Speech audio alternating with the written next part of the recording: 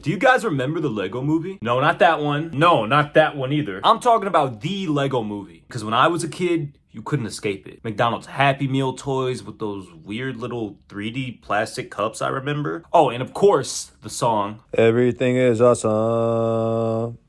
Everything is cool when you're part of it. As a kid, I'm not gonna lie, I loved the movie. But I was also a dumb, stupid 6-year-old who liked anything that was on a screen. I mean, I used to watch fucking Little Kelly. So, when I saw it on Netflix, I watched it just thinking it'd be another movie that was good as a kid, but actually sucked the whole time. But what I found was the opposite. Underneath its goofy humor and family-friendly appeal, I think the Lego movie is actually like a pretty competent critique of systems that profit off of control. And in doing so, this movie actually happens to be very pro-creation.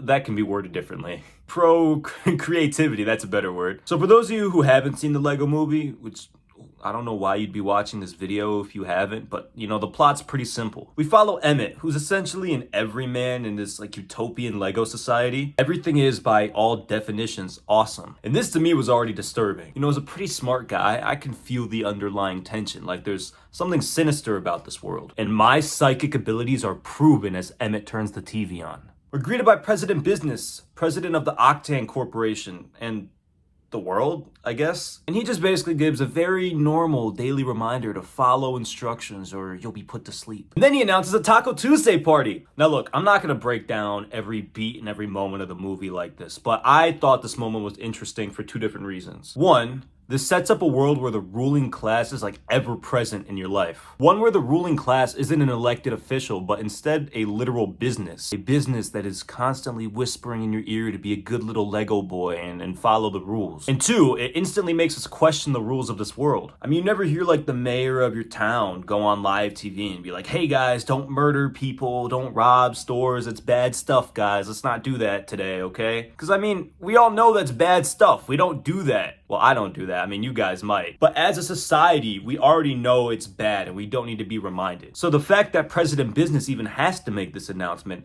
already tells us that the rules of this Lego society are not as reasonable or common sense as the laws of our world. And we first get a glimpse of these rules through Emmett's job. Emmett works as a construction worker, where the rules he's given are pretty similar to any rules that a Hollywood studio gives their writers. Follow the instructions and destroy all the weird shit. Which, I've never worked construction, so maybe if some of you guys have, you could fill me in. But that sounds less like a rule for the job and more like a rule for this Lego society as a whole. President Business, our very on-the-nose stand-in for businesses or systems of control, runs his regime based on like this fundamental lack of creativity. He was never told he was a special little boy, so he did what anybody would rationally do. He watched a bunch of fucking Andrew Tate clips, red-pilled himself, and now he hates society. Now as president of the world, he decides to punish specialness. Specialness? Is that a word? But you know what? It is now, because I said it, and like I said, I'm a smart guy. Anyway, another huge point this movie makes, kind of hits you over the head with it if I'm being honest, is that Emmett is not special. He's not that special.